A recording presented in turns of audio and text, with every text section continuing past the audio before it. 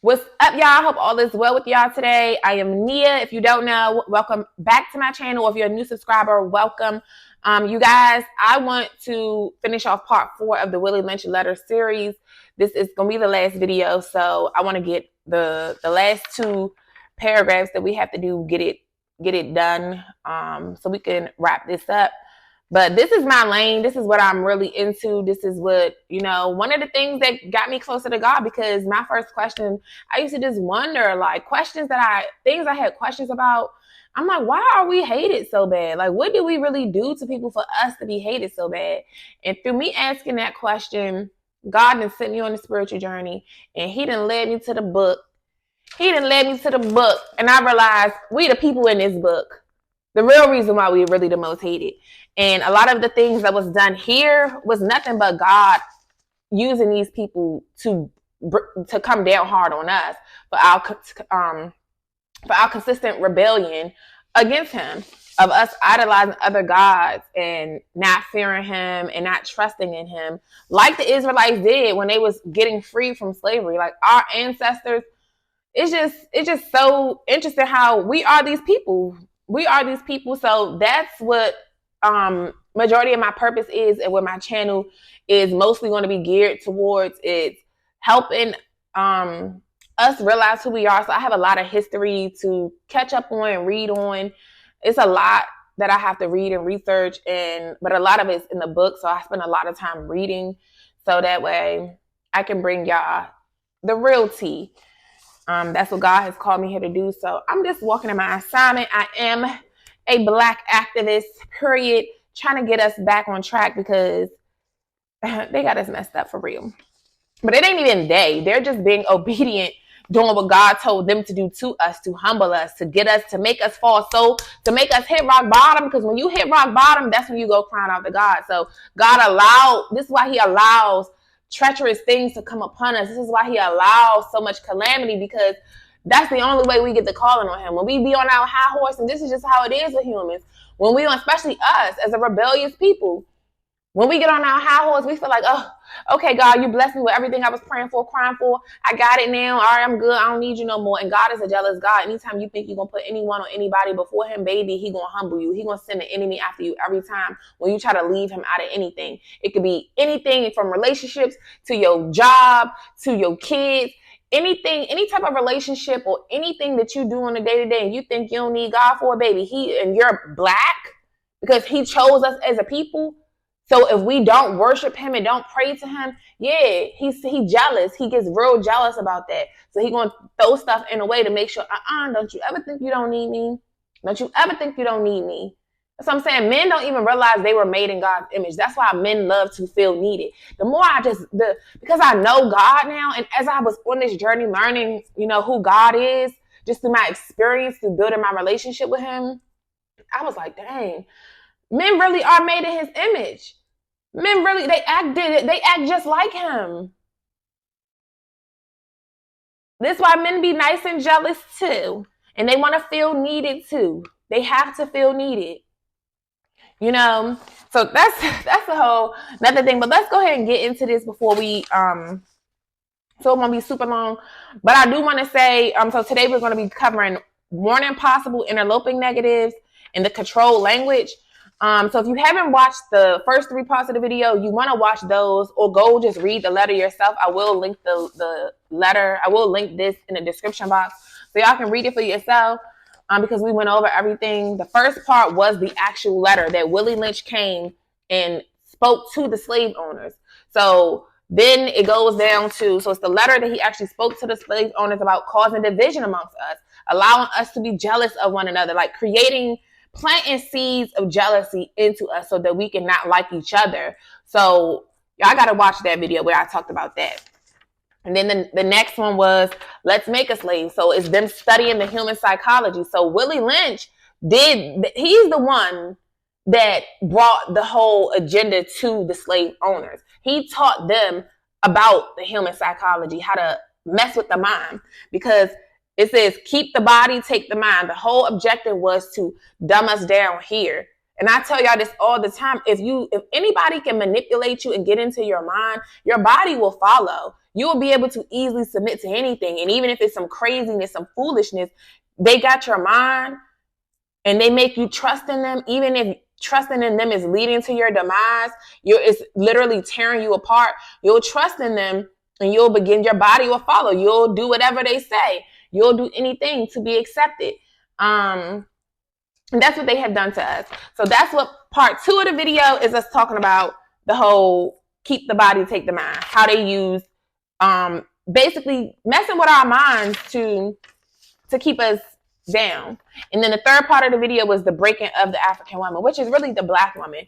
And the more that's why it's just so, I don't know what to like, because I got a lot of research to do. So as I'm learning, I bring it to y'all too.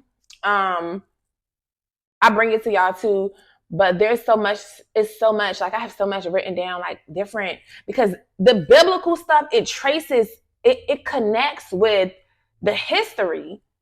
It connects with the history. Like I read in that last video for y'all, to see how the same exact thing that was being said in this is the same exact thing that we was reading in Ezekiel 16. Like, this is how we know I know we're the people of the book. And some others of us know that we're the people of the book, meaning we are the descendants of the Hebrew Israelites. We are their descendants. Not everybody come from Jacob, but, because even with that,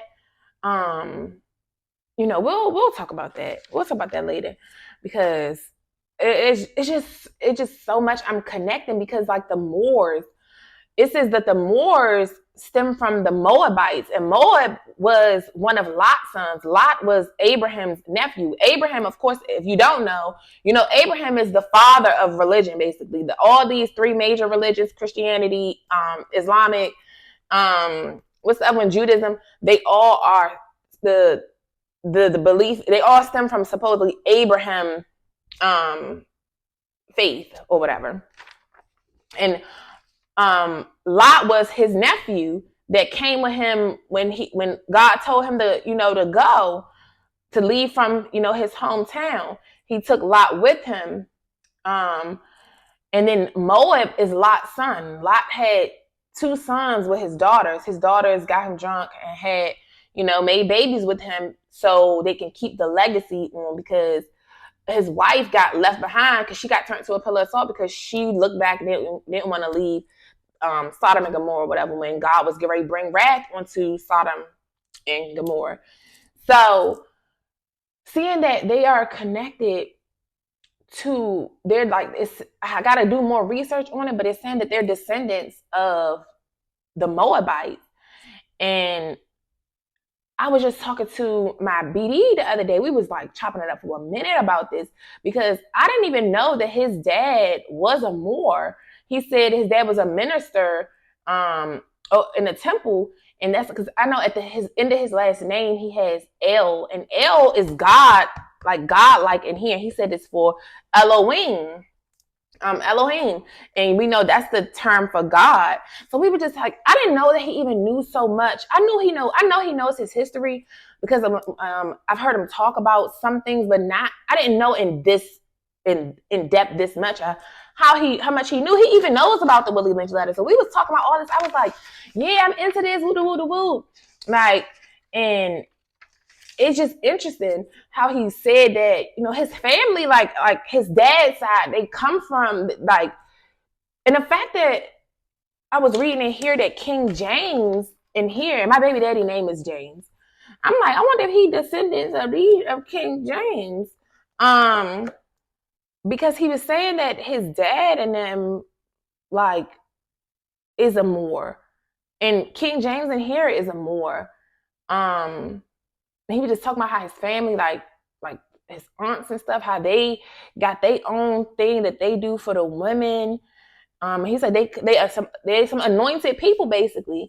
So I didn't even know he even know about this, like, stuff that I'm just now. That's why he was like, I like what you're doing. Like, I'm happy that he with this, like, because I tell him too, I don't celebrate Christmas no more. Like, I don't celebrate that, and he been not into that, but he would just do it just for us.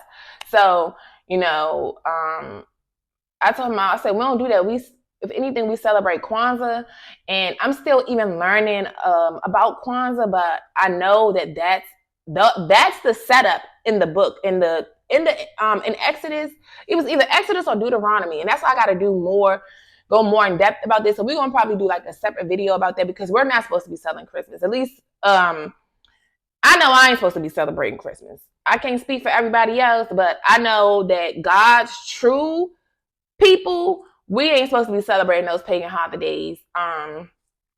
And because it's all lies. They just sold a bunch of lies. They have told people what they want them to know. It's indoctrination. The church teaches what they want you to know, not the truth. They don't teach you all truth. And just to see how a lot of stuff was taught, like the slave masters, as they was teaching the slaves, do you really think they're going to teach them the real? No, the whole objective was to corrupt their minds. So as a slave master, if they have a certain belief, do you think, and it's like true, and it's really some sound ethics to it, do you really think they're going to teach it to their slaves? Do you really think they want to teach you the right thing? No, they're not going to teach you the right thing. They don't want to feed you the right thing. They only feeding you foolishness so that you can be corrupt in the brain. So anything that's why I say, if they celebrating it, we shouldn't be celebrating it. But we were just really talking about a lot of this, and I mean, it just really goes deep. But I was basically saying, like, I don't celebrate that stuff no more. And even with Kwanzaa, the candlesticks in the book, like, that's supposed to celebrate the Passover, it's not Hanukkah. I did a video about this for y'all on my playlist. And I was talking to y'all. It was about the real Jews, which is the Hebrews, versus the fake Jews, which is the fake Jews. These Jews that think that they the real ones. They're not the real people. They're not the real Hebrew Israelites, for one, because they were black. And just God has revealed this stuff to me. And even like this book here, I got this world religion book. This picture, I'm gonna show y'all this picture right quick. We gonna get into the letter. Y'all know I be talking first. It's so interesting. This picture right here. This is the 6 candlesticks. This is Kwanzaa. Kwanzaa has 7 total.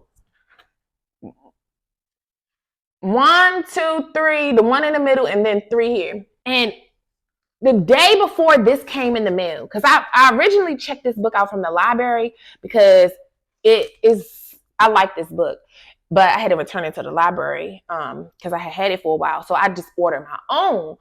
And the day before it came, because I just want my own books. Like, I want to own my own books. I need all my books. I don't want to send them back to them. And the day before this came, I had just came across this same very picture when I was doing my study of the Ark of Covenant. Like, because I told y'all, I'm doing a history. Like, I'm tracking every movement where the Ark has went. Where which I told y'all is like our modern day Ark of Covenant is our Bibles. So we're going to be doing videos on that. I don't know if I'm going to do that stuff on YouTube or if I'm going to do that on my own site that I'm working on. Because I'm going to create I got some stuff coming. But when I first read the Bible, I was like, oh, this is Kwanzaa. The celebration of the Passover is Kwanzaa. And, the Passover was to celebrate God slaying them Egyptians on behalf of us. And so basically, this is what our celebration from slavery is supposed to be, the Passover. And that's what Kwanzaa represents. Mind you, Hanukkah has a total of 9 sticks. So it's 4 coming out one side, 4 coming out the other side, 1 in the middle. That's because they were grafted in. And I talked to y'all about that in the video that's in my Black People Are the Israelites playlist. I spoke to y'all about that in that video with the Hebrews versus the fake Jews, because in Romans, I believe it's Romans 11:11 or Romans 11:17. And the reason why I remember it is because of the numbers. Like, those are prophetic numbers that are for me. God uses certain numbers to get my attention. And when I first read that, it talks about the grafting in. And the only reason why he grafted them in is because we rejected him. So it's like adoption. It's like foster system. Like, God is like the parent, and he didn't adopted some children because his children don't want to serve him, or his children that neglected him. So he was like, all right, let me get rid of y'all. I'm going to adopt some new kids in. that want to follow me. And y'all see, they follow it to the T. They will follow the practice to the T, but it's still cap. It's like, you're not the real ones. But the day before this book came, I had just found this picture in my phone. I was like, this ain't nothing but God. This is how I know I was supposed to order this version of this book again. I never saw this at first when I was reading it, because I was just skimming through, just learning about the different religions and stuff.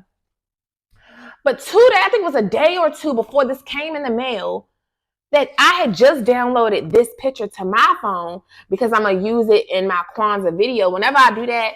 And even one of the candlesticks on Kwanzaa, this is how I know, like, God just is so amazing, because one of the candlesticks, one of the symbolisms for Kwanzaa's candlestick, like one of the names, is Nia. My name is Tania, but like I get on here, I tell y'all my name is Nia. And Nia symbolizes purpose. And then when I was researching what it meant, I'm like, this is what I'm doing. Like, this is what I'm doing. Let me see if I can research it right quick for y'all. But we're never going to research it in this video, because we're going to save that for the Kwanzaa video. And of course, it's coming up soon or whatever.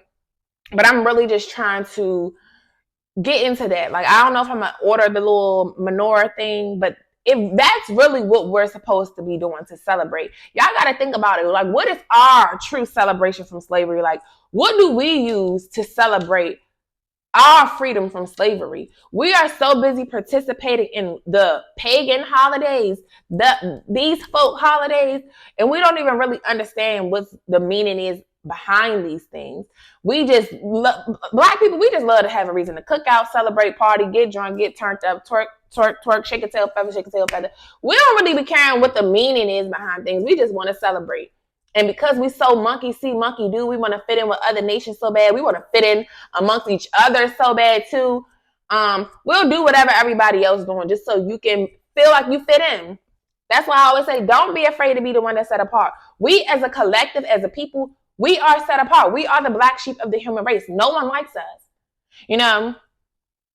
So, I was really talking about the little Kwanzaa thing, but that's why I know that we do Kwanzaa. We don't do Christmas. So I do still get gifts to my kids or whatnot, but we don't do it on Christmas Day. We don't do nothing on Christmas Day. None of that. We don't put up no tree no more. And it is, I told y'all last year around this time, it is, it's still a challenge, because I like the Christmas lights. I used to love my Christmas trees. Like, I used to love doing that. But even as I'm studying the trees, like, the Bible just, this is the Holy Grail. It's like, how can no one book teaches you about history, geography, nature. I mean, this one book teaches you about everything. The evergreen trees versus deciduous trees. Like, I'm just learning so much just off of this. Because when they go to certain places, this is how I'm trying to figure out where our true land is. I know the promised land, America, was promised to us, but I'm just still trying to figure out everything, and it's just a lot. But yeah, we got a lot to discuss. But yes, I am an activist for my people, period. It ain't that I'm against other people, but I care about my own people, because don't nobody else care about us. So somebody got to. So even if I'm coming down hard on us, it's all out of love, just like God. Like, the reason he do stuff he do to the black community, he has allowed so many things to happen to our community. It's all out of tough love. It's because we are rebellious. Sometimes you got to come down hard. And a lot of us, we only understand toxicity. I don't want to say the word because I don't like wanting to get the video to get flashed. But when you harming somebody, the ABUSE word, we only understand that. We normalize that. We normalize toxicity. We normalize these things. We think that if you're not being toxic, you don't love us, because that's all we know is toxicity. So sometimes I got to talk to y'all, because that's what we understand. We understand harsh stuff, but we get ready to go ahead and get into this, because that's why it's like, even though it says like the African women, they know their roots. You know what I'm saying? True, like African women, they know their roots. And even when we get ready to get into about the control language, they still have their language. And that's something that bothers me. Like, these things really do bother me, that we don't have our own language. I'm not going to lie to y'all. I low-key be jealous when I hear other groups of people, you know, the Asians, Chinese, Philippines, the Hispanics, they all can talk in a language where only they know what they're saying. Meanwhile, we don't have our own language. Yeah, we might have slang where only we know, but we have been stripped from our native tongue. We don't know how to speak Hebrew or whatever the native language originally was for us. We have totally been whitewashed. We've been totally whitewashed. It even mentions, I forgot where it was, but somewhere in Ezekiel where it was talking about being whitewashed. Like, and that's why it's like crazy how Old Testament, the one book that the Christian churches want to teach you to not read and tell you whatever it is that they tell you, is because the truth, they don't want the truth to come out. Either they know the truth and don't want you to know, which is another reason why they're going to get their butts in trouble, just for not being real. They all these years, like, just sold lies. We've been sold nothing but lies. And that's why me as a truth teller, baby, I'm here to let it be known. Period. And I'm a good debater. I don't like to argue, but I will argue if I have to. Because one thing about me, I'm going to stand on truth. I'm going to stand on facts. I'm going to stand on my beliefs. I'm strong-minded. Can't nobody get in my head and tell me nothing different. Even if somebody drops some nuggets, I'm always going to do my own research. So I'm open to, you know, everybody's opinions or whatnot. But I'm going to go take back what you said and go research it. Because I don't know every single thing yet. I just got pieces and pieces and pieces that's coming together. So, you know, if y'all do know certain things, y'all, of course, we here to let each other know the real. Because y'all know some stuff that I don't know. Just like my baby daddy, he knows some stuff that I didn't know. Shoot, I didn't even know his dad's grandmother came from the Caribbean. Like, she didn't speak no English. She came here at 19. So I'm learning some of this stuff. And, you know, like he was saying, I'm just happy, you know, you teaching my baby. Like, you know, he just happy what I'm doing and teaching this to our daughter. And I've told him, like, make sure you teach her. I don't know much about my history. I'm trying to figure it out. But you know some of where you come from. And you know some of your stuff. You teach that to your daughter. You know, because he was even telling me why he chose to, you know, I let him name her middle name, Amina. And he was talking to me about the Queen Amina that was a ruler in Africa. I think I was doing a little bit of research earlier, but I got to even do more on that because she was one of the women leaders in northern Nigeria, I believe. And she was dominating in a male-dominated society. She was ruling. And yeah, so I like that because my baby is a royalty, period. I'm a queen, so you definitely know she is. So for me, it's just about getting back to my roots. And that's what this season of my spiritual journey has really been about. It's stripping away from everything that has been taught, anything that I don't like and agree with of so-called tradition. I'm not a traditionalist. I like to do my own thing as long as it's in God's will for me, not just being rebellious to him. I'm rebellious to this demonic system that has been placed on us, not to God. You know, I'm breaking out of the world. I have broken out of the world. I'm not worldly no more. So even, you know, that's what my whole spiritual journey has been about. So yeah, now that I done said all of that, y'all already know I got to do some talking first. Just let my thoughts get out there. Because, yeah, I do feel a way. So we're going to read this because I do feel a way that we don't have our own language. And it's like, dang, how do we just lose touch? Everybody has a language. I'm like, I do low-key be jealous about that. Like, I want just a language that we could talk to our people in. Like, they, you know, we be in a nail shop. They could talk to each other. We don't know what they saying. They might be talking about us. Everybody got their own language. Meanwhile, they can and this is what we're going to read about the language. So let's go ahead and read so we could talk about this.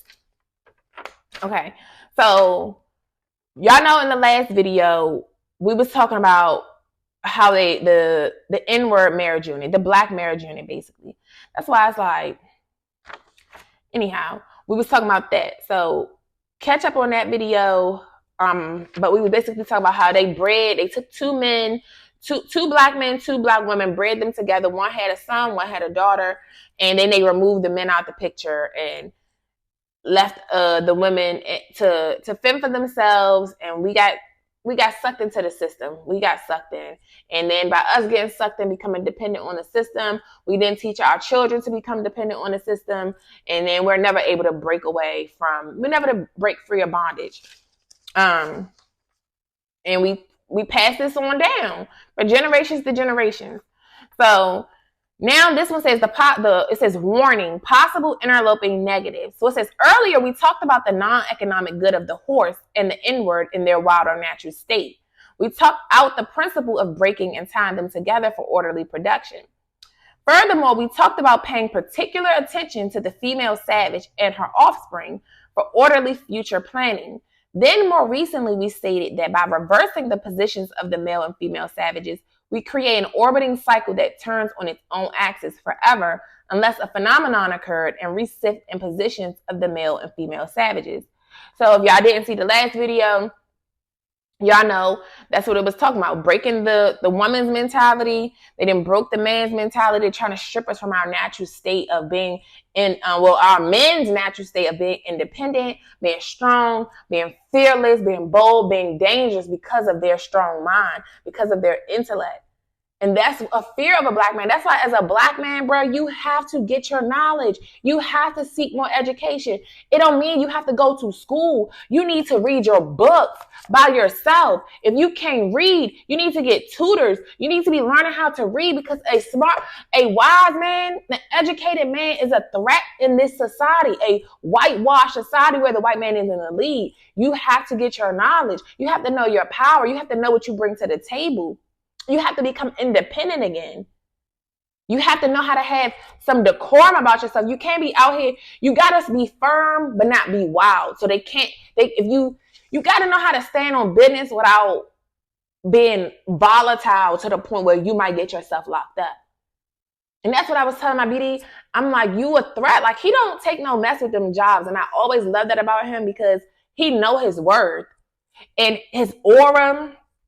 He was even saying that, because, in his, like, having that, like, the king-like nature, like, coming from his bloodline, like, they know who they are, basically. Like, his dad's side, like I told y'all, his dad was a minister, and, they have El, which means, like, God-like. So he actually does, this is how he is. He even intimidates me a little bit, because it's like, he know what he not doing. He know what he is doing. Like, he not, like, you can't just get into his brain. He's strong. He's strong-minded. It ain't even about just his strength or his structure. It's just about his mind. And he know he's not going for anything. And he know what he's capable of. He know what he brings to the table.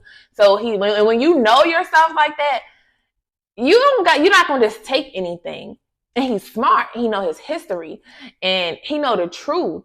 He even told me, I didn't even know he knew. He said that the books, he was like, yeah, they didn't took so many books out the Bible, this, that, and that. I didn't even know this dude knew nothing even about the Bible and stuff. Like, I'm like, why you never told? Like, I mean, we talked a little bit, but I did tell him, I was like, he was like, man, a lot of people don't be trying to, hear this stuff. I said, you need to be teaching this to the boys out here. You need to be teaching this stuff that you know about who you are, about who we are, period.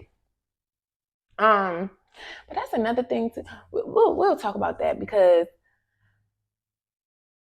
if the Moors are from Moab, they was the Israelites' ops. That's what I'm saying. So sometimes I wonder, like, y'all let me know, or if y'all do know this, because I think sometimes it's not about necessarily about our race, like the color of our skin. Even with us being dark people, some of us we're not all Israelites, or we're like, some of them are Moabites and they have the same color skin as us. Some of them are Canaanites. So now I'm like, it's the way you move. And I be starting to think that actually a lot of our women are the Canaanite women that God had told the Israelite men to stay away from. These Canaanite women, y'all get with these Canaanite women who have these different beliefs, and then you start doing stuff that they do, celebrating holidays that they celebrate when you normally don't even celebrate that stuff, and you're not supposed to break your beliefs for nobody. So if you with a girl and you lusting over her and she just take you out of your element, she try to pull you out of your belief and out of your faith and out of, nah. And that's why I'm saying, like, it's just a lot to this, because we have really been,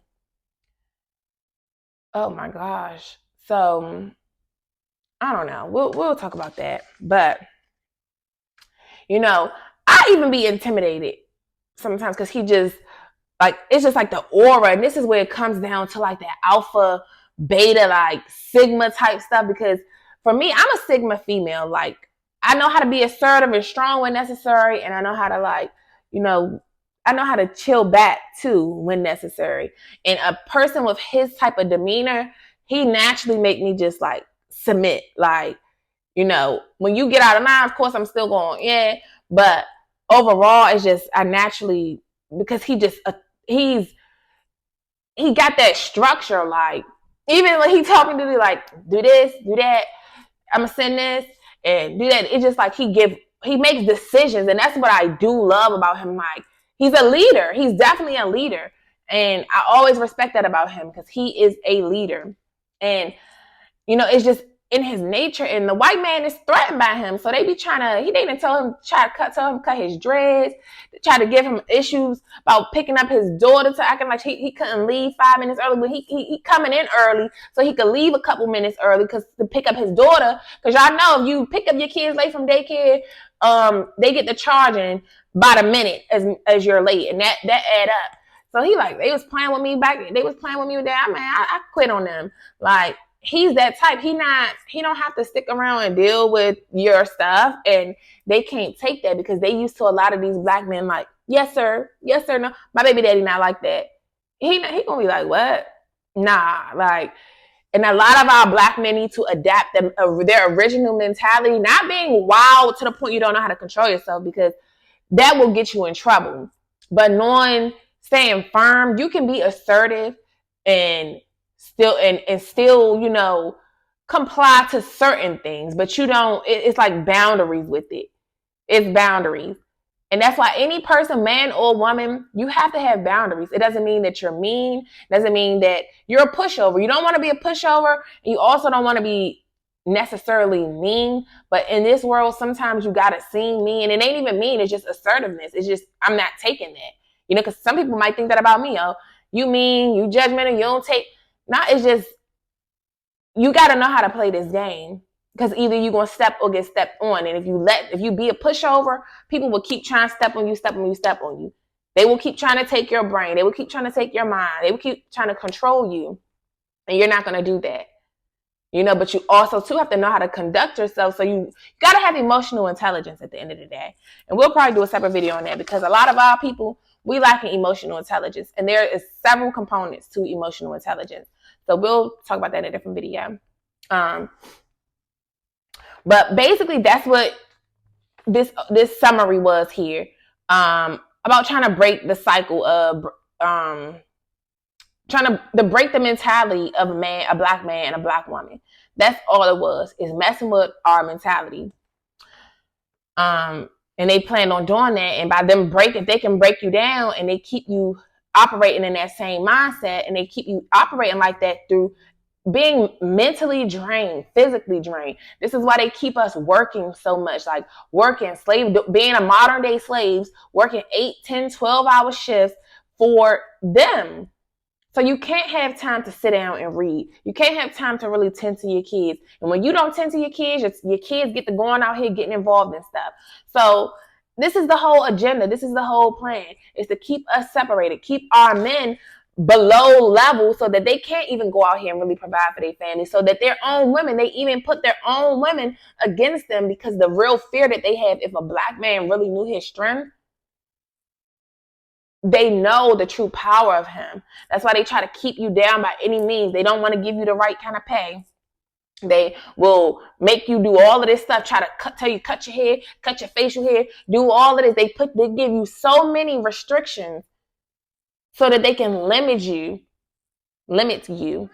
They do so many things to try to get you to fold, get you to quit, get you to succumb to everything that they throw at you. They want you to be down here. And then by them not giving you opportunities, it's like you got to make your own opportunities out here.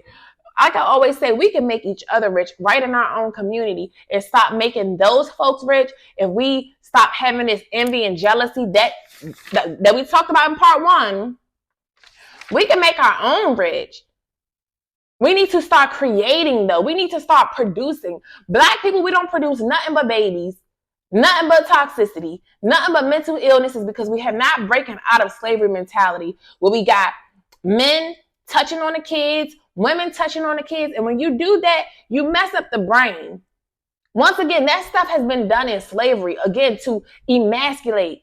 They have castrated the black man by what they have done to him.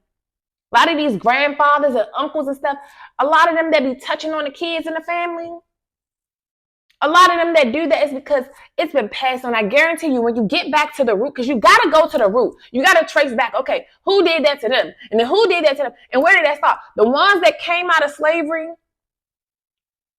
they came out of slavery jacked up mentally. We're reading it. They got jacked up in slavery. They went through a lot, and then it has become normal because after, like I just said, toxicity becomes normal for you.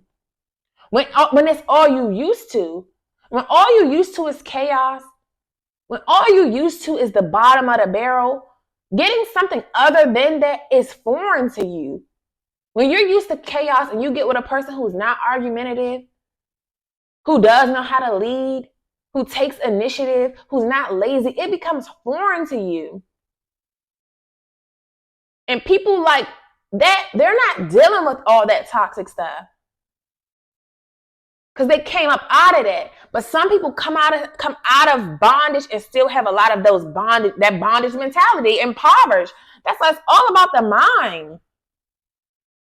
It's not about what you physically have per se. It's about your mind.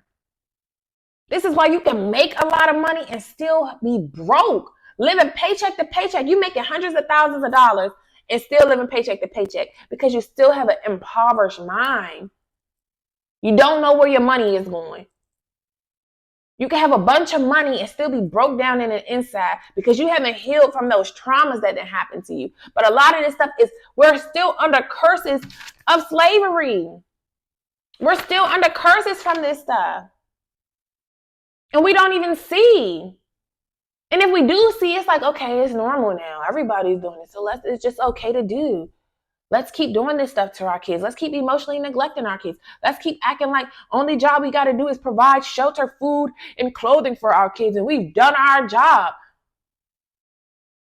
But when somebody is neglecting you, when your partner abandons you, they might pay their bills, but they don't give you that bonding that you're looking for. It's a problem when they're not giving you that bonding, but you think it's not a problem that you're not bonding with your children. This is what we need to think about, especially if you are a parent. Bonding is key. Whether you have $0 or $1 million, bonding is key. That's what they're going to remember. That's what create the attachment styles.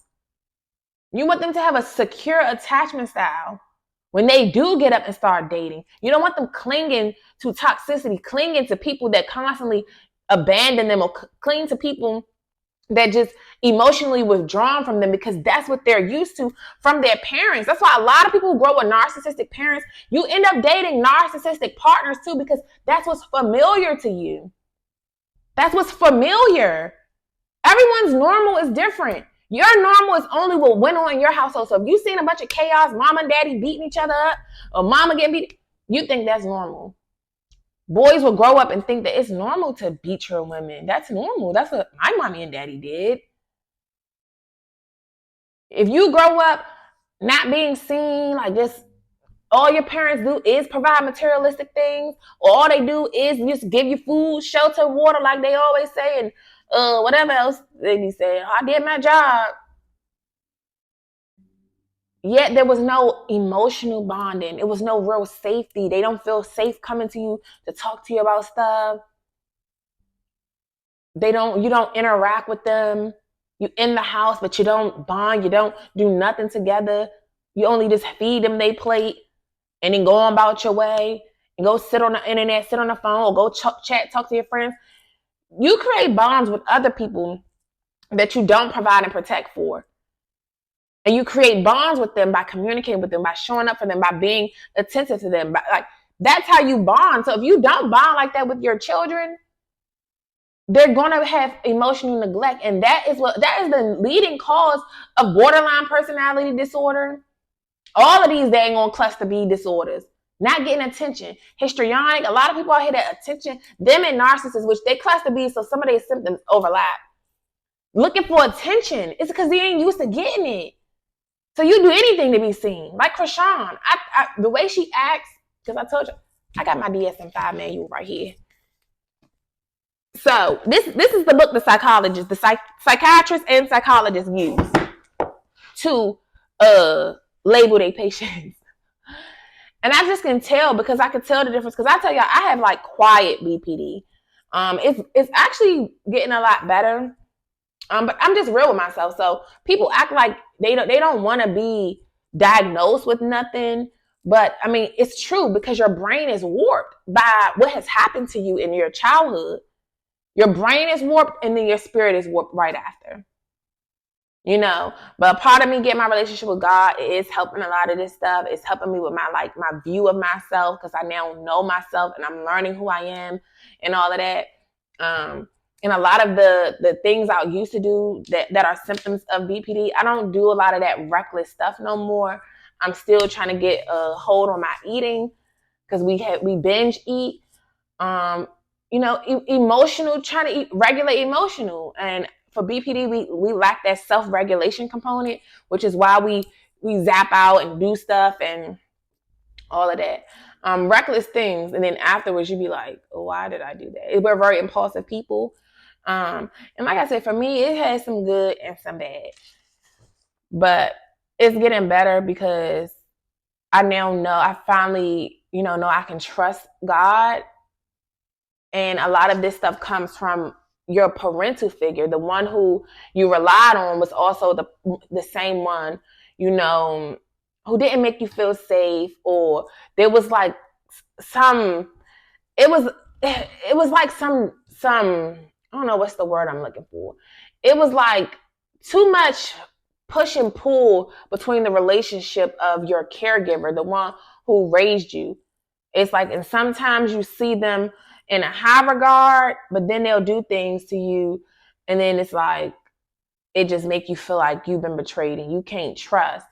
So a lot of these disorders and stuff, it comes from how you were raised. But a lot of times, when we understand that too, our parents, they've been through stuff, and then their parents. A lot of our parents have been through traumatic experiences and haven't healed from it. They just accepted it as reality, and now you're passing that on to your children. And it's creating this orbit, like this says here. Where was it at? It says it creates an orbiting cycle that turns on its own axis forever, unless a phenomenon occurred and reset the positions of the male and female savages. But the orbiting is just your wire. Like, your brain is literally like, this is why I told you got to keep your brain on a leash. You gotta redirect it. And let's finish reading. Let's actually go ahead and finish reading. Y'all know I get to talking, but it's real-ish. And I'm being real with y'all, because it's okay. It's okay if you got some issues. Okay, we have to understand where we come from collectively. The impact slavery has had on us is truly damaged us as a masses for our community. Okay, so let's go ahead into it. It says, our experts warned us about the possibility of this phenomenon occurring, for they say that the mind has strong drive to correct and recorrect itself over a period of time. If I can touch some substantial original historical base. And they advised us that the best way to deal with the phenomenon is to shave off the brute's mental history and create a multiplicity of phenomena of illusions, so that each illusion will twirl in its own orbit, something similar to floating balls in a vacuum. This creation of multiplicity of phenomena a phenomena of illusions entails the principle of crossbreeding the inward in the horse, as we stated above, the purpose of which is to create a diversified division of labor, therefore creating different levels of labor and different values of illusions at each connecting level of labor. The result of which is the severance of the points of original beginnings for each sphere illusion. Since we feel that the subject matter may get more complicated as we proceed in laying down our economic plan concerning the purpose, reason, and effective of crossbreeding horses and inward, we shall lay down the following definition terms for future generations. Orbiting cycle means a thing turning in a given path. So an orbiting cycle, this orbit cycle that they're talking about, it said, we create an orbiting cycle that turns on its own axis forever, unless a phenomenon occurred in a reset in positions. Basically, the way your brain is wired, your belief and everything that follows around it. So let me just finish reading. Orbiting cycle means a thing turning in a given path. Okay? Axis means upon which or around which a body turns. So the axis is the main thing. Let's see. Your axis is here. And then what's orbiting around it is what's going in a circle around it. This is the main belief, and then the thoughts and everything because of this belief. And it keeps going and going and going. And it said that they created multiple of these. This is how people can have multiple things going, like this personality stuff, these illnesses that they try to say. This people that have distorted realities because they don't know what's real, what's fake, because their mind is just jacked because there's so many different things going. You got this that's countering what this voice is saying, and really it ain't nothing but the devil up in your head. And then you got God's voice coming in, and you got the devil voice, and this one too loud, and it's trying to overpower God's voice because God got like a subtle affirmative voice. And then you got this loud voice that's talking, yapping, trying to counter all these beliefs. Which here, it'll be loud noise that's trying to distract you from this voice. It wants you to listen to this one, which is the one that's talking that foolishness instead of this one. But it says, so orbiting cycle means a thing turning in a given path. Axis means upon which or around which a body turns. A phenomenon means something beyond ordinary conception and inspires awe and wonder. Multiplicity means a great number, means a globe. Crossbreeding a horse means taking a horse and breeding it with an ass, and you get a dumb, backward ass, long-headed mule that is not reproductive nor productive by itself. So let's listen to that part again. Okay, before we even go into that, so I want to talk about what it was back about this orbiting axis thing, because it's to create a mindset. Mind you, the whole thing, what we're talking about, the whole basis of the letter is mind control. The whole objective of the world is mind control, because if you get the mind, the body follows. If someone can get in your head, they got you. You don't even necessarily got to give them your wallet. They're going to manipulate you so good that you're going to trust them, bring them around. You're going to leave your wallet and they're going to snatch it. They don't even got to actually snatch it. They can just tell you stuff that make you feel good, make your ears, it make you twirl, the things that you feel like you lack because this belief that you have of because what has happened to you in your past has created certain beliefs in you. You might feel like you're unworthy. A lot of us feel like that because of the neglect that you face. The black sheepness, especially if you're a black sheep, you might feel unworthy of love. And when you have that as your primary belief, I'm unloved, I'm unworthy, all these thoughts operate around that. All these thoughts, you will begin to feel a bunch of thoughts and feelings based off this one thought here. A bunch of feelings will manifest about that. And when those feelings manifest, it teaches you, it allows you to get treated certain ways. It allows you to get treated certain ways. And people who can see that and they can smell that pheromone coming up off you, they can smell that you don't love yourself. They can smell that you need some attention. They can smell that you lacking some love from somebody. They can smell it. We push off these chemicals where you can just smell on a person what they're needing. We're literally animals. Like dogs can smell a person's scent, they can scent. So can we. And when they can sense that about you, they might play on that. They might not really be coming in your life to love you. Mind you, you already feel unworthy of love. They might come in your life and do little things, feed certain things, them thoughts that you have, they might like, so you feel unworthy. That's the axis, unworthiness. And then because you're unworthy, you might feel like you're ugly and no one likes you because you look like this, you sound like this, and all the different things that orbit around the feeling of unworthiness that cause you to do the things that you do. So people will play onto that. They will play on that, not really want to ever make you really show you. Like, they don't want to help you change this axis of feeling unworthy. They don't want to change that. They want to play on that so they can get what they want. They'll stick around you. They'll come around you.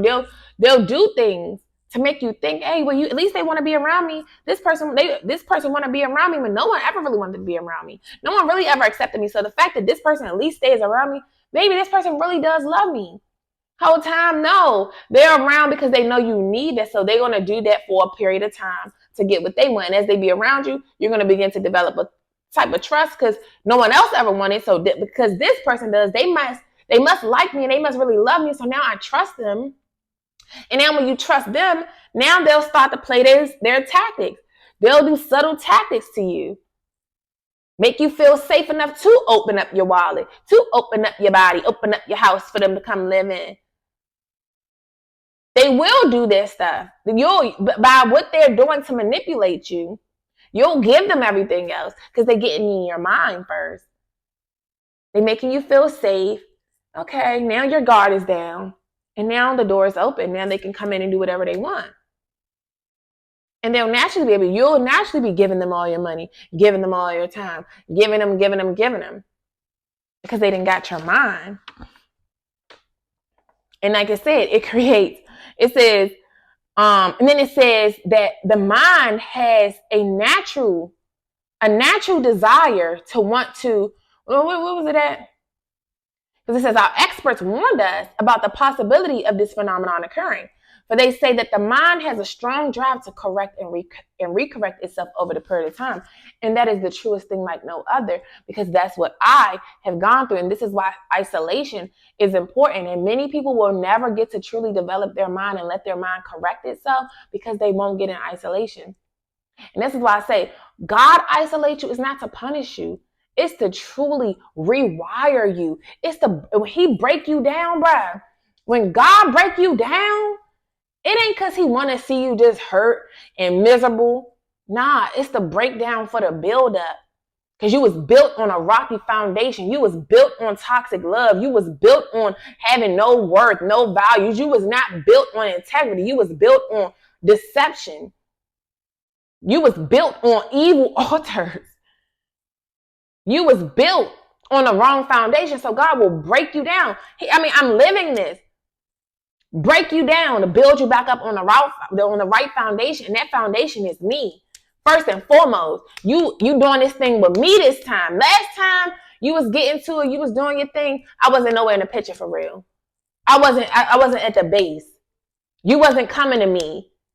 So he will break you down so you can build your life back up, build your empire, build your house back up on solid foundation. And that foundation is him and his principles and integrity and going on his will, not your own. And that's why he will isolate you. This is why if you in your wilderness season, it's not to harm you. For he says, but I know the plans I have for you, says the Lord, declares the Lord. A plan to prosper you, to give you hope in the future, not to harm you. It's not to harm you. The things you went through, it wasn't to harm you, it's to teach you something. Some of those very things are the things that you now have experience in. And now you can teach that. You can monetize that for yourself. God came for us, and God wants us to have an abundant life. It was never for us to live in lack. It was never for us to be the tail and not the head, the borrower and not the lender. It was never for that. So when he stripped you down, it's to bring you back up. So now you can recorrect. You can correct and recorrect your mind. Break off those generational curses and do other things than which your family are used to or known for doing. Break off those curses. You are not your parents. You don't have to live the same life if it was toxic. You don't have to live those things just because they did it. You correct your own brain, and that's what you do in isolation. That's what isolation is going to do for you. That's what isolation does. It allows God to work with you to rewire your brain. It says the mind has a natural drive to want to correct and recorrect itself over a period of time. So after that, it says, because it says, the mind has a strong drive to correct and recorrect itself over a period of time if I can touch some substantial, original, historical base. If it can touch some original, historical base. If it can touch, it will have the ability to correct and recorrect itself over a period of time if I can touch some substantial, original, historic base. And it's just crazy because this is what I'm doing. You got to go back. This is why I say you can't go forward. You can't go forward sometimes in life until you go back to where this mess started from. And I think that's why I'm so big on seeing where I see the issues in our community. And other people will see it. But nobody goes back and see where the heck did this stuff start at. You got to get to the root. You got to pull it from the root. You got to pull it from the root. That's just like even if you ever had a root canal. Like I was saying, just like if you get a root canal, if y'all ever had a root canal, they can't just do the top, get the little cavity or whatever it is. They have to get to the root, pull that root up from the root because it's decayed. It's decayed. The tooth is decayed. So now they need to get the root. The root is malfunctioning. Your root ain't no good. So you need to get it up by the root. Can't just get the top layer. Nah, we got to go in and pull this nerve is bad. Get it from the root. And like that says, it will correct itself. If it goes like have a historical base, you got to figure out where this mess started from. You got to. That's why people be so afraid to go back down memory lane. You don't want to be the type of person that dwell on the past per se, and you let that be the reason why you can't ever succeed because, oh, this happened to me. And mama ain't love me and daddy ain't love me and everybody left me out and this happened and I was poor and I grew up with nothing and this and that. You know, you're supposed to use all that as motivation. That's all supposed to be stuff that be your footstool. That's supposed to be what will make you even want to go hard because of all of that stuff. That's what that's supposed to do. It ain't supposed to just make you stay here, stay stuck and stagnant because of all of that stuff. But you do have to face that stuff. And a part of facing the going back down memory lane is sometimes having to address that your parents did some messed up things. Your grandparents did some messed up things. It ain't to try to bash them. It's not to say that you don't love them or that you don't appreciate any of their sacrifices, but it's to let them know that this is what caused my issues. And it ain't to just, hurt their feelings, but baby, the truth hurts and the truth will set you free. It's going to piss you off first, but it's going to set you free. But if you're afraid to hold people accountable because of their status, because they have these titles, you're afraid to hold people with titles. No, because one thing about honoring, you honor people because of their status and because of their title. And with a title comes responsibility. With a title comes responsibility. And if you don't handle your responsibilities as your titles, you get denounced. When someone honors you, it's because you have this title, and as that title, they have high expectations for you. To honor means to hold with great esteem, which means when you hold someone with great esteem, you have certain expectations of them. And if what you're expecting of them, they don't fulfill those obligations, they don't meet those expectations of yours, it now makes you see them differently. Doesn't necessarily mean they completely bad, but they fumbled within their position. Even at your job, you could be manager today, and then you could be back to a regular entry level position tomorrow if you don't continuously do what you're supposed to do in your role. People love titles, but people don't want to live up to what their title entails. Titles ain't just for cute, fancy decorations and tinkling ornaments. Nah, it hold weight. So you must make sure you live up to that title. Yes, you human, you gonna fall short. That's of course, but it's about your ratio. It's about your ratio. If you 50, you can't be 50-50 when it comes to certain roles. You gonna fall, if you fall short 15% of the time, cool. But if 50% of the time you falling short, oh, you're unreliable. You're unreliable. If you only come through 30% of the time, you're unreliable. 50% of the time, you're unreliable. You're going to get fired if you only come to work 50% of the time. If you only bring in your assignments 50% of the time, you're going to get debunked. So while y'all so busy holding titles to all these, live up to them. Live up to them.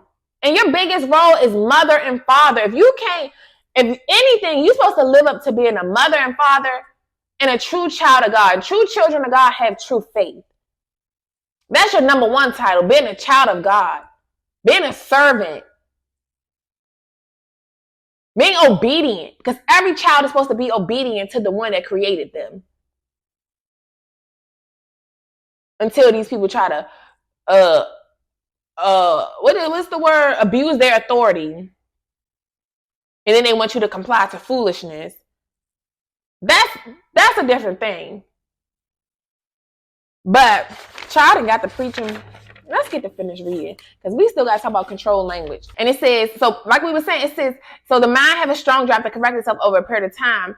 If I can touch some substantial original historical base. And they advise us that the best way to deal with this phenomenon is to shave off the brute's mental history and create a multiplicity of phenomena of illusions, so that each illusion will twirl on its own orbit, something similar to floating balls in a vacuum. They want to wipe away your history, wipe away your original train of thought, take you away from your original nature. They want to take you away from your foundation. They want to take you away from. That's why I say now it's like we don't really know where we come from. We don't even really know why we do the things we do. We don't really understand why we attach to people the way we do. All these people that be out here, I got a big heart. You don't even know, why do you got such a big heart? And why do you equate having a big heart to letting people stample all over you? Once again, it goes back to your acts is believing that you're unworthy of peace. You're unworthy of a home that has tranquility and serenity. You're not accustomed to that. So we normalize it with, every relationship has issues. And then we think those issues mean beating you up, blacking each other's eyes, sitting back watching you struggle and looking at you, laughing at you, or falling asleep while I see you struggling with everything, talking crazy to each other. Because we believe toxicity is normal because that's what we used to. You're having illusion. They have wiped away the brute's mental history. What is a brute? Let's look that up right quick. Come on, turn on. Is that how you say a brute? A savagely violent person or animal. An animal opposed to a human being. So a savage. Characterized by an absence of reasoning. So a brute is characterized by an absence of reasoning or intelligence. Yeah. Yeah, they want to shave off your mental history. They don't want you to be intelligent. They don't want you to operate in your nature of being able to provide, protect, lead. That's for the men. Even for the women, our natural aspect is to be able to depend. Our men are supposed to be independent. Our natural nature is to depend on our men. But because both of our mindsets has been switched, like we read in the last video, the roles have been reversed. As we see, we're not in our natural state. We're not in our natural state. And now we have these different illusions going. And what is an illusion? An illusion is a thing that is or is likely to be wrongly perceived or interpreted by the senses, a deceptive appearance or impression, a false idea or belief. That they said, that's what they want us to have. They want us to have, it says they will have a diversified division of labor, thereby creating different levels of labor and different values of illusion at connecting level of labor. The result of which is the severance of the points of original beginnings for each sphere illusion. They want to deceive you, change your beliefs. They want to warp your mind and have you living in illusions of what it could be. They want to deceive you. They want to deceive you. And then you hold these thoughts and you live on illusions and delusions, not seeing things for what it really is. Like the world, period. It ain't even just us as this community. The world it's like they have conditioned the folk. They have conditioned folks. Conditioned folks to be modern day slaves at that. So let's keep going. So this is something that got to me here. Because it said crossbreeding a horse means taking a horse and breeding it with an ass, and you get a dumb, backward ass, long-headed mule that is not reproductive nor productive by itself. Crossbreeding inward, so crossbreeding black people means taking so many drops of good white blood and putting them into as many inward women as possible, varying the drops by the various tone that you want, and then letting them breed with each other until another circle of color appears as you desire. This is mix and breed. Once again, mix and breed is an abomination to the Lord. That's in Leviticus. We are not supposed, he said, do not mix breed. And do not sow your field with two mingling seeds. This is what that is here. So they took the woman, it says, taking so many drops of good white blood and putting them into as many inward women as possible. So this is the black women or African women being impregnated with white blood. And then it says varying the drops. Dang, keep having to clear my throat. This ain't nothing but the devil. I rebuke you. Get thee behind me, Satan. Get thee behind me, bruh. So it says, varying the drops by the various tone that you want, and then letting them breed with each other until another circle of color appears as you desire. So putting the white blood into a black or an African woman, I guess, and then they create a different circle of color. What this means is this. Put the inwards in the horse in a breeding pot. Mix some asses and some good white blood, and what do you get? You got a multiplicity of colors of ass backward, unusual inwards, running, tied to a backward ass, long-headed mules, the one productive of itself, the other sterile, the one constant, the other dying. We keep the inward constant, but we may replace the mules for another tool. Both mule and inward tied together, neither knowing where the other came from, and neither productive for itself nor without each other. This is sick. When I tell you this is sick,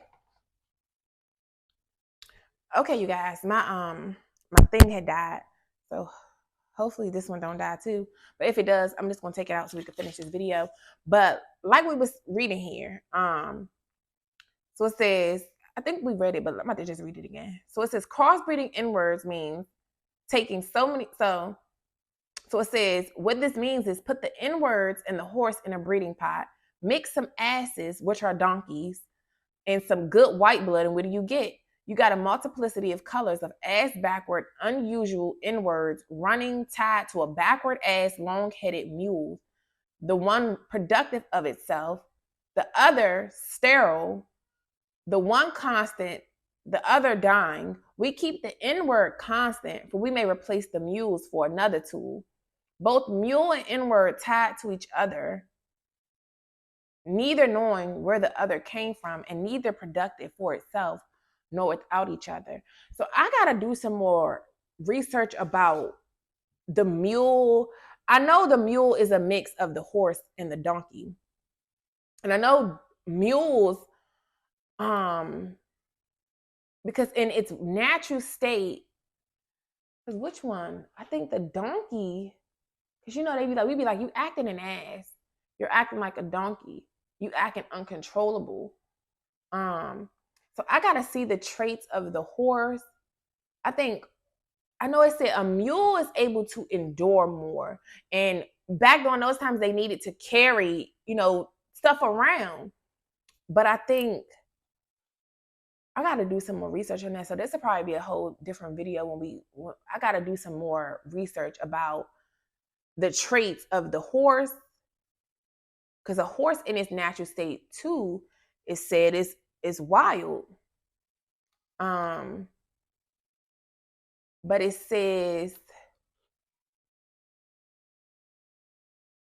because mules can't reproduce. It says mules have inherited the best qualities of both, being larger and faster moving than donkeys, but less picky about food and stabling than horses, and cheaper to keep. I want to read the difference, about the traits, and I was reading a little bit about it, but I know it said the mule is infertile. It says a mule has 63 chromosomes, intermediate between the 64 of the horse and 62 of the donkey. Mules are usually infertile for this reason. Pregnancy is rare, but can occasionally occur naturally, as well as through embryo transfer. A few mare mules have produced offspring when mated with a horse or donkey stallion. They just been breeding these dang on things up. But I know I have to have read somewhere. It says mules have inherited the best qualities of both, being larger and faster moving than donkeys, but less picky about food and stabling than horses, and cheaper to keep. They will pull a cart or carry packs across their backs and can be ridden. Because horses, I think it said horses are not, they are faster, I guess. And that's the good trait. The reason why they bred the two of them, because it's the same way that they did with the slaves. Black people endure a lot. We can endure a lot and still keep going. That is a strength, because we get our strength from God. But that's the benefit of why they use us, because we can endure a lot more. We ain't calling, we not Karens and go calling, I can't do this. I'm just we can do it all. We can carry a lot, like I was doing yesterday, which is why my body is so sore carrying all this stuff. But we're going to talk about that later, because I want to do some more research in that, and I got to study horses, donkeys, and the mule. But a mule is said to, the mule is good because I guess because of how it can endure, like it said, it can endure more. And it is, I don't know, we'll see. But they can't reproduce. And that's why it says here, both mule and inward tied together, neither knowing where the other came from, and neither productive for itself, nor without each other. Like us, we don't know where we come from. And I even say that about white people sometimes. It's like, because they don't have their own language, which is what we're about to get to. I'm like, the white people in America, they speak English like us. They don't have another language that they speak.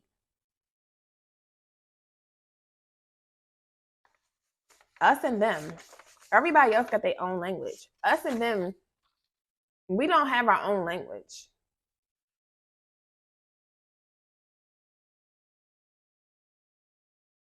And even with English, because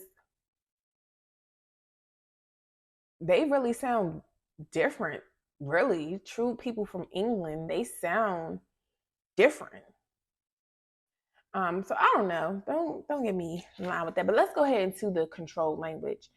Um, but it did say that they're neither productive for itself nor without each other. I don't know if they ain't saying reproductive, but we can't do stuff for ourselves without others. Shoot. Let's just get into control language because I gotta really just study that part some more. And but overall, they use the tactics that they use on the animals and use it on us. Like I said in that other video, just like with the housing project video that I did, they do these tactics on the rats and then they implement it on us. So control language. So it says crossbreeding completed. So they didn't bred everything up, mix the N word with the white blood and all this mixing that they did. And then they didn't mixed the savages with they did all the mixing. So it says crossbreeding completed for further severance from their original beginning. So this whole thing is to strip us from our roots. And that's what I think what it's saying about the breeding of with the donkey and the horse. Because like I said, you'll have a multiplicity of colors of ass backward, unusual inwards running tied to a backward ass long-headed mule. The one productive of itself, the other sterile. The one constant, the other dying.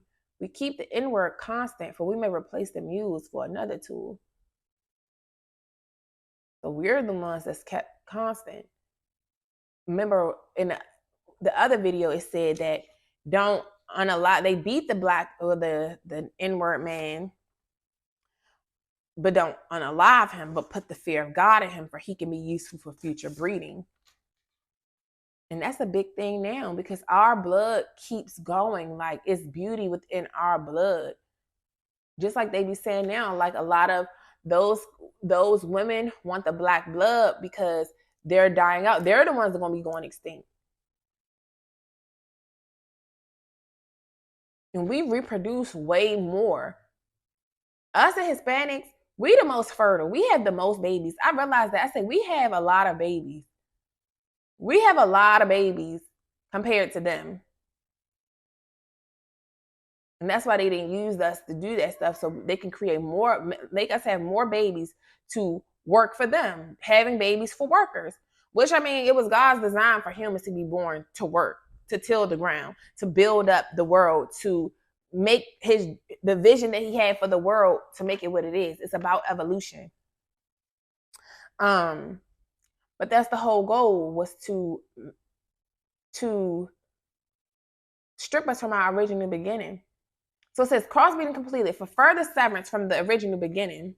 We must completely annihilate the mother tongue of both the new N-word and the new mule and institute a new language that involves the new life's work of both. You know, language is a peculiar institution. It leads to the heart of a people. The more a foreigner knows about the language of another country, the more he is able to move through all levels of that society, which is true. Because if I go to Mexico and I don't know how to speak any Spanish, it's going to be a hindrance to me. And back in the beginning, this is why God, at the Tower of Babel, when he confused the languages, because when we all spoke one tongue, we got together and started trying to build the tower and overthrow, act like we God ourselves and we don't need him. And once again, God is a jealous God. When you act like you don't need him no more, and you think that y'all can work together to build something without me in it, okay, I'm gonna come strip it down. Now I'm gonna separate, I'm gonna divide y'all. And this is so we're gonna be doing videos about that, going over the Tower of Babel and how everybody got different languages, because that's one question that I once had before too, is like, how do we all got different languages? Like, how did that happen? But God did that.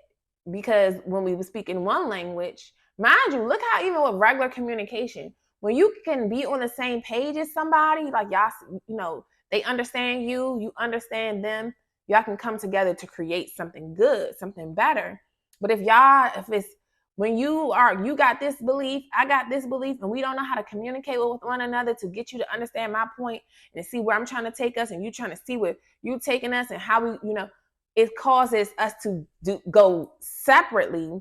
It creates tension between us, and now we can't come together for the greater good because you pulling this way, I'm pulling that way. It's a pull, and we're not coming together for a greater good.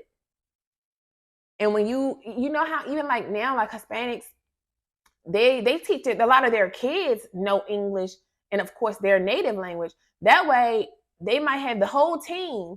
They might can't speak English, but all they need is that one, because that one that does know how to speak English can now come here and do contracts with us, with the white man. They get their contracts to do their landscaping businesses, get the cleaning businesses. All the rest of them that does the cleaning and stuff, they don't speak a lick of English. But the head honcho of the team, are the ones who speak the language, so that they can get the contracts and they can understand one another so that they can do this. Because you got to know what this company is needing from you and what they're expecting from you, what you're expecting from them. That way y'all can coexist and build. You benefit and I like both parties benefit. They can go into business with one another. And that's why it says the more a foreigner knows about the language of another country, the more he is able to move through all levels of that society. Therefore, if the foreigner is an enemy of the country, to the extent that he knows the body of the language, to that extent is the country vulnerable to attack or invasion of a foreign culture. Yeah. Because if you're a foreigner, if you're an enemy of that country and you know the language, you can hide in, like you know how to fit in, like camouflage in to attack. You can easily plot. So it says, for example, if you take a slave, if you teach him all about your language, he will know all your secrets, and he is then no more a slave, for you can't fool him any longer. And being a fool is one of the basic ingredients of an incident to the maintenance of the slavery system. Did y'all hear what he said? It says, if you teach him all about your language, he will know all your secrets. Because now, just like if we was to go into the nail salon, because y'all know they be talking, and we know the language, they can no longer sit there and kiki if they be kikiing about us, because now I know what you're saying. So if you're telling, so I know what you're saying. I know the secret. I know what this means. I know what that code means. So if you're trying to play me, you can't play me now, because now I'm in on it. I know what these words mean.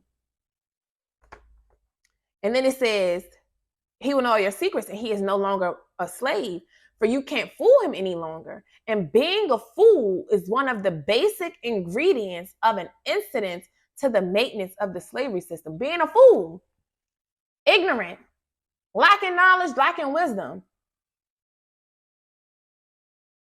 Because knowledge is one thing, but wisdom is the ability to apply what you have learned, apply what you know at the appropriate times.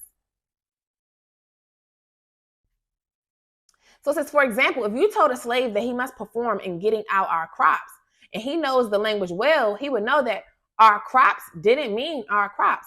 Just like we have code words like dog food don't necessarily mean dog food in the street. What a white person might see dog food meaning, or even with us, like, because I don't know. I know now, obviously, but dog food saying that versus what they say is dog food, it's like you gonna think I'm really talking about some dog food the whole time. They're not talking about no dog food. The code words that they use for certain things. Certain words have different meanings. Even in the English language, two words, that same word can mean two different meanings. I was just doing that with my daughter earlier about guest and guest, because they both say guest. Well, one is guest, but the way I talk, guest, you be my guest, and then I guess it's two different meanings. So one word, even though that's spelled a little differently, but still, it's other homophones out here that are like that. But it says he would know that our crops didn't mean our crops, and the slavery system would break down, but he would relate on the basis of what our crops really meant. So you have to be careful in setting up the new language for the slaves will soon be in your house, talking to you as a man to man, and that is death to our economic system. So because remember they wanted to, part of the division was bringing some of the slaves in the house, keeping some in the field. So that was one of the tactics to create division, because it's like, oh, you get to be in the house, you get to do this, and we got to be out here in this hot sun. That was one of the ways to create division. So even with that, now once you coming in the house, you in here with us. So now we gotta be careful how we talking around you, because now you gonna peep game, you gonna catch a whim, and if they're not cautious of what they're doing, you gonna pick up on it. Just like anybody, when you're around people long enough, because people, like, it's just human nature. You can't hide who you are. You can't, especially when that's when that's how you speak. So when you around me for a minute and I speak like this, you're gonna pick up on what I mean and when I say certain things, because you're around me. And that's what he was warning them about when you bring these slaves into the house. Be careful. Don't get the trying to be cool, like it say. So you have to be careful in setting up the new language, for the slaves will soon be in your house, talking to you as man to man, and that is death to our economic system. In addition, that's the thing. This whole thing is about. It's all about economics. It's all about money. It's all about business. It's all about wealth. It's all about them trying to it's greed. It really is greed, which it talks about in this book. Even where they're not supposed to add interest like they do. Like, there's really, truly, I want you to, they're doing us dirty as a collective, because we don't, and a lot of us don't, the 99% don't know how to play the 1% game. So the 1% is out here literally taking over the interest. God said in here that they're not supposed to add interest. If you borrow, you're supposed to only pay back what you borrow. You ain't supposed to be paying back all that interest and these high interest rates, these payday loan places. They're not supposed to be doing that. This is why the wealth store, what the wealth that's stored up for the rich, what is it saying? What's it in here? That was stored up for the wealth is going to the righteous. Period. I'm gonna put that scripture up here. The riches stored up for the rich is coming to the righteous. Oh, the wealth stored up for the wicked. I think that's what it is. The wealth stored up for the wicked will be pouring on to the righteous. It's going to be a great wealth transfer, baby. That's why you want to make sure you being obedient so you can get in on this. And that's all about to be a part of this fall. So, and that's why they taking their money out. They know. I've been warning y'all in the prophetic warning videos for a year now. They know what's to come. That's why the Pope already told them. Anybody that's in this country that operates on their systems, send all your money over to the Vatican Bank. And a lot of these churches and schools, these higher up corporations and stuff, they all in on it together. And they know it's coming to America soon. They know it's going to be blackouts. They know cyber attack is coming. They know Russia is going to mess with our systems. And the banks are not going to be for you. So keeping your money in these banks, it's going to be a lot going on. And it's going to drive people into a frenzy. Even if you are prepping, because like I've been telling y'all, stock up on y'all food. It's going to be a severe famine in the land. The Great Depression Part 2 is coming. Like Trump said a while ago, this is not going to be a recession. It's going to be a depression, because it is. And it's all biblical. And one thing about history, it repeats until it's corrected. And one thing about us as humans, we're so foolish, ignorant, that we don't learn our lessons from the past. We just keep doing the same thing, expecting different results. That's what you call a fool. But they know what's coming, and they're preparing. JP Morgan Chase, they've been liquidating their money, pulling their money. They've been buying up the gold. They converting their money because they know what's going to happen to the U.S. dollar, because these other countries are sick of America and they sick of this BS U.S. dollar. They don't really have nothing to back it. They're sick of it. And they get ready to mess with these systems. And of course, they don't care about us as the collective, the human race collectively. They don't care about us. It's really every man for themselves. And when this thing go down, people are going to be going crazy for survival, trying to feed their families. You better be storing stuff up, and you won't have to find you some. That's why if God is convicting you to move, especially move out of the major cities, you better move. You better go into the countryside. You better have some stuff stored up in some secret places, and not even just your house, because people are going to be going crazy. You better be armed and dangerous.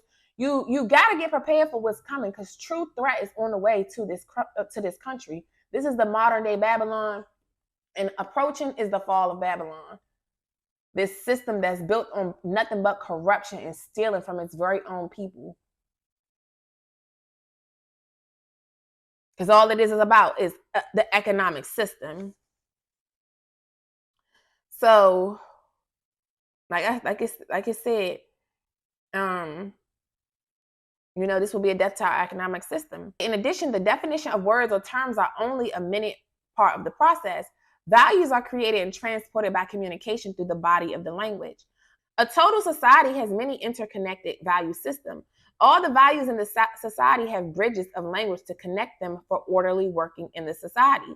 But for these language bridges, these many value systems will sharply clash and cause internal strife or civil war.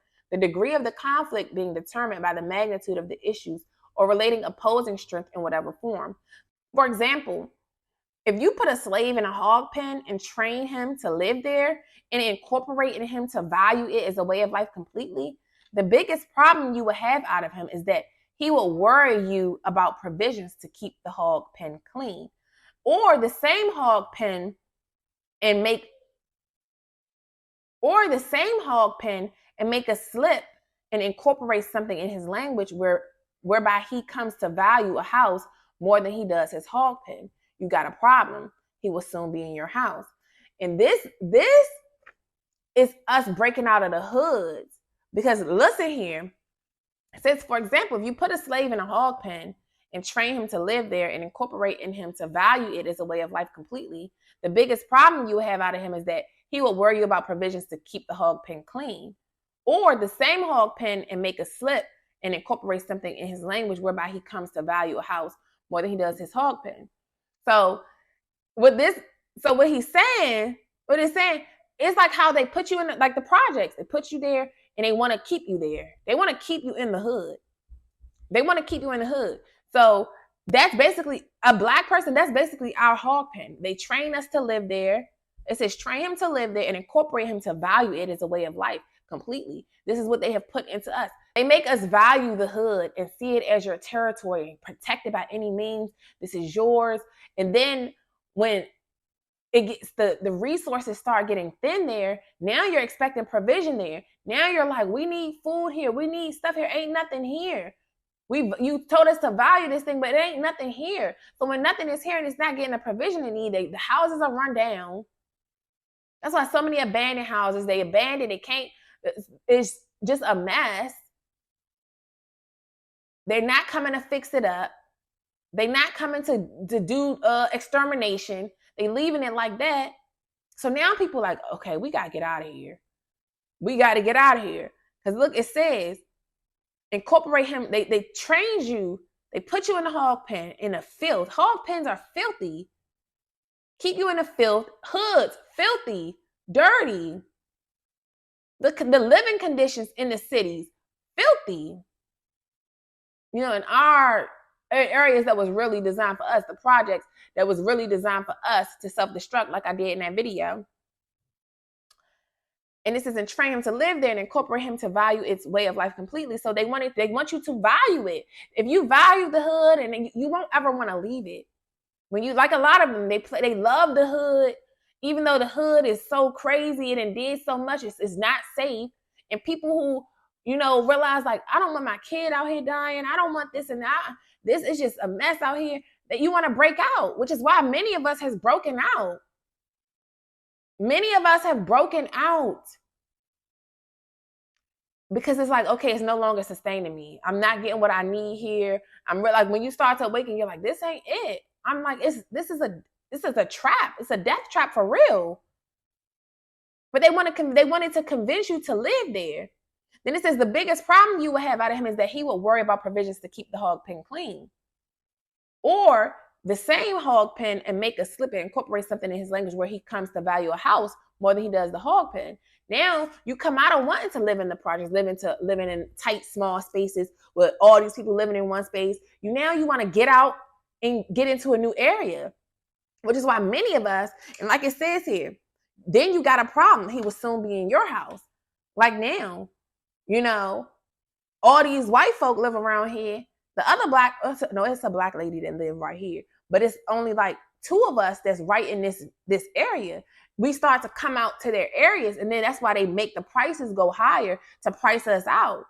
Because like we did in the housing project video, no matter if you live in the hood, if you live in the suburbs, or if you live in the country, as long as you in their parts, there's still a study being done on you, and they're doing things to price you out to get you to move out of their areas. It's to keep you from living amongst them. But if you begin to value having the things that they have versus the things that you're accustomed to, that they try to get you accustomed to and make you seem like that's the only way of life and that's all you're deserving of and that's all you'll ever have, if they get you to think like that, you won't try to come up to their parts. And when you start coming in their parts, they're like, oh, we got a problem now. They're breaking out. And they don't be liking that sometimes, oftentimes. They don't like that. Like I said, you got a problem. He will soon be in your house. Because now, and this is where it comes back into the language, understanding what they're saying. Because I say that in one of my other videos, like, when you don't understand their language, you don't understand what they're saying when they speak about, finances. And even like, because I like watching Grant Cardone, and some people just don't understand, even other white people. And this is why I say it goes back to the 1% versus the 99% for real, because people still don't understand the strategy. He's up there. He's basically telling you what they do, but because you don't understand, because it's a gap in the intelligence levels of how the game is ran, how the Monopoly is ran, which is why you got to play that game of Monopoly. Playing Monopoly now, it made me understand, like, really, that's what it is. It's about they trying to buy up everything so that everybody else have to either buy from them or rent from them. It's to make it more challenging. But when you have a different level of intelligence, you can't hold certain conversations with people because it's a barrier there. They don't understand what you're saying. They don't understand what you're saying. Like we said here. That's why don't talk to man to man, because they don't want you to understand the language. And that's why I say, since I have awakened, and because I read financial books and stuff. So now, and it's still a lot I have to learn, because still some stuff that they be saying, I be like, I didn't really understand it. I don't understand all the way. I get a little bit, but not to the full degree, which is why. So now I keep studying them, reading their books, reading and seeing how, it's really like they all do all the wealthy people do kind of like the same. It's a formula. It's a formula, and you got to figure out the formula. So all in all, this has been an interesting study here, you guys. Because this just goes into it's all business and economics.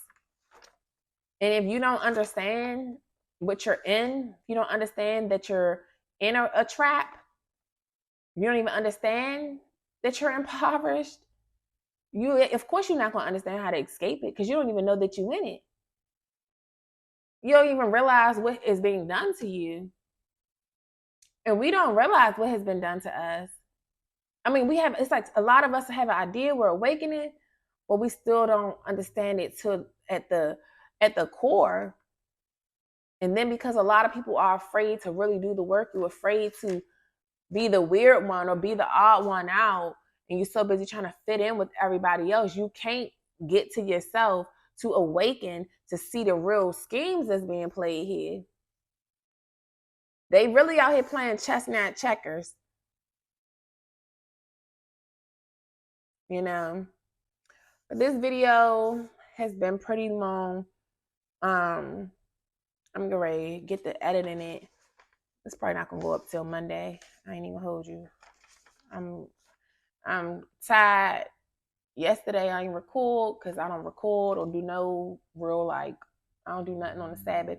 But I did have to go out and do some stuff.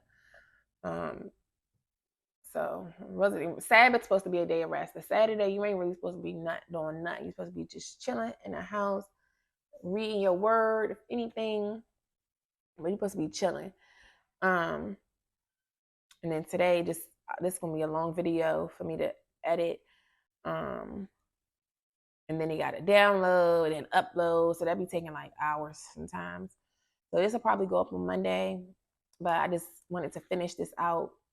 But look here, you guys, if y'all look at what has been going on. And that's just what I say. I'm like, we really, to see that the goal was to completely annihilate the mother tongue. And that's what's interesting to me. That's why I say it's like, this ain't, I guess that's what I'm just still trying to see. But obviously they have taken some of the Africans and stripped them, because the rest of them, they still have their native tongue. Everybody still has their native tongue except us. We don't, and that's why even when I was talking to my BD, he was like his great grandmother, she didn't speak a lick of English when she came here at 19. And he said they from the Asante tribe or something like that. And that's why I just be feeling like, dang, I don't know nothing. But I'm digging. Like it was saying up here, the whole objective to completely, what it say? They want to shave off the brute's mental history. And the only way the mind will recorrect itself is if it can touch some substantial original historical base. Getting into your roots, getting to know who you truly are. And the true root is here, because this is what led me to all of this stuff. This is what led me to all of this stuff. Reading this. Finally getting into the word and reading this stuff. And now this has opened up doors to so much other stuff. Through me getting my relationship with God and he telling me order this book and start reading it. Ever since I've been reading it, it's just like, then I've been led to all of this other stuff. So it's just, and it's a complete, like, it just reminds me that we really have been stripped of all of our beginnings. We've been stripped to the point where we don't even value what we truly look like. But yeah, you guys, I hope y'all got something out of this video. Hopefully you guys watched every video here, because this is the base. I mean, not truly like the base, but it is like part of the base of why we're the way we are. Why we're the way we are. And just to see how we've just migrated all over. Even me, I'm migrated too. I'm not at where I was born at. I didn't move from there to Baltimore, then from Baltimore to Texas, or to Houston, Texas, Houston, and from Houston to Dallas. So humans just be moving. We just be moving, migrating all over the place, searching for better or escaping certain places for different reasons. But yeah, you guys, I hope y'all got something out of this series. And we're going to be doing this because I am the teacher. So we're going to be talking more about this stuff. I got a lot of stuff I got another article that I want to read to y'all. Just so we know how they viewing us. And it's just all of this is to say, wisen up, y'all. We got to get wiser. We have to fear God. We have to put God first, because he is who will give you that wisdom. He is who will lead you where you need to be in life. He will give you purpose if you seek that relationship and build that relationship with him. Humble yourself. Get rid of the pride. Get rid of the need to want to fit in with everybody else. Go into isolation, because that's what he's going to do his greatest work on you. He's going to strip you of all that falsehood that have been created. He's going to strip you of that and give you a new name. He's going to give you purpose. And when he give you purpose, he's going to give you a new name. He's going to show you why he called you here, why your soul was called into human form. And you must answer the mission. So I'll see y'all in the next video. Deuces.